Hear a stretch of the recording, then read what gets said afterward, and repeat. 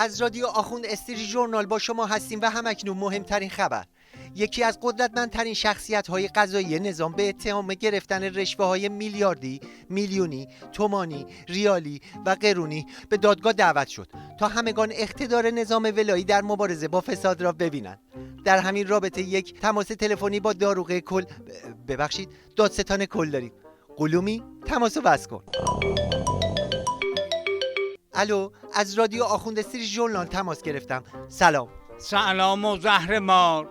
هنوز اون اسم استکباریت عوض نکردی؟ ای وای جناب، ما شما رو اشتباه گرفتیم یا شما گوشی رو اشتباه برداشتی؟ چرا هزیون میگی؟ آخه من میخواستم با دادستان صحبت کنم ولی شما که مدیر ستاد بحران هستین گوشی رو برداشتی. اگه یه مدیر استعداد داره 2 شغل داشته باشه گناهه؟ نه گناه نیست، ولی مگه بحرانای کشور تموم شده که شما دادستانی رو هم گرفتین؟ ببین فضول خان، تو این وضعیت که آدم با یه شغل اموراتش نمیگذره، به خصوص اگه مجبور باشی خرج تحصیل و زندگی چند تا آقازاده رو تو کانادا هم در بیاری. تو ستاد بحرانم که نون خوبی نداشت، مجبور شدیم یه شغلی هم تو قضاییه بگیریم که ای درآمدش بدک نیست. آها، پس مسئولیت‌های سنگینی از بابت درآمد خانواده رو دوشتونه. خب بالاخره با این تحریما یه جوری باید خرجمون رو در بیاریم دیگه، یا نه؟ حالا عرضت زودتر برسون ببینم چه کار داری. جناب دادستان، راجع به فساد بزرگ معاون اجرایی قضاییه میخواستم سوال کنم که چطور کسی که قرار بوده مچ دزدان رو بگیره خودش در حال رشوه گیری بوده؟ ببین مراقب حرف زدنت با من باش فتنه‌گرا. رشوه‌گیری و فساد و این حرفا به قضایی این نظام مقدس ما نمیچسبه. آخه دادگاهش برگزار شد، موضوع رشوه و فساد مدیر ارشد قضایی هم تو همه خبرگزاری‌ها که منتشر شده. خبرگزاری‌ها بیخود کردن با تو که یه جرم پیش پا افتاده رو بزرگش میکنید. من خودم پروندهشو دیدم.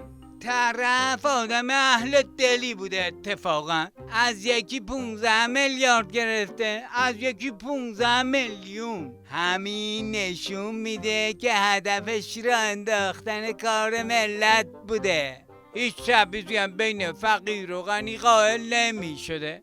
مثلا اگه تو هم میرفتی بهش میگفتی یه پرونده دارم 15,000 تومن تو جیبم بیشتر ندارم، بازم کارت را مینداخت، اصلا دست رد به کیسه کسی نمیزد. جناب دادستان، اگه اینقدر آدم اهل دلی بود پس چرا دادگاهش کردین؟ آخه اینم شد سوال تو میپرسی؟ خب معلومه دیگه دوره لاریجانی رو لولو برد. الان حاج ابراهیم اومده که باید یه سری تکخورا رو بده دم تیغ تا بقیه حساب کار دستشون بیاد. رئیس باند کیه؟ رئیس قوه قضاییه کیه؟ جناب دادستان، شما که این همه نشون میدید اختلاس و رشوه گیر و سلطان سکه و سلطان خودرو و غیره رو دستگیر میکنید، پس چرا هیچ توفیری تو سفره مردم دیده نمیشه؟ اکی را برا که خیته زحمت جمع‌آوری خودروها و سکه ها و رشوه رو ما میکشیم، بعد توقع داری بریم بدیم بقیه بخورن؟ مگه خودمون اینجوری هستیم یا دهنمون کجه؟ یعنی پولا رو دارین از این جیب به اون جیب میکنید؟ اتهام میزنی؟ میدونی اتهام به مسئول جرمه چقدر سنگینه؟ بدن بگیرنت؟ نه قربان، ما کی باشیم به شما اتهام بزنیم؟ اصلا من جوابمو گرفتم. شما اگه حرف آخر دارید بفرمایید. ببین اگه پرونده چیزی داشتی بیا پیش خودم، ارزون حساب میکنم مشتریشی. گرفتی یا نه؟ الو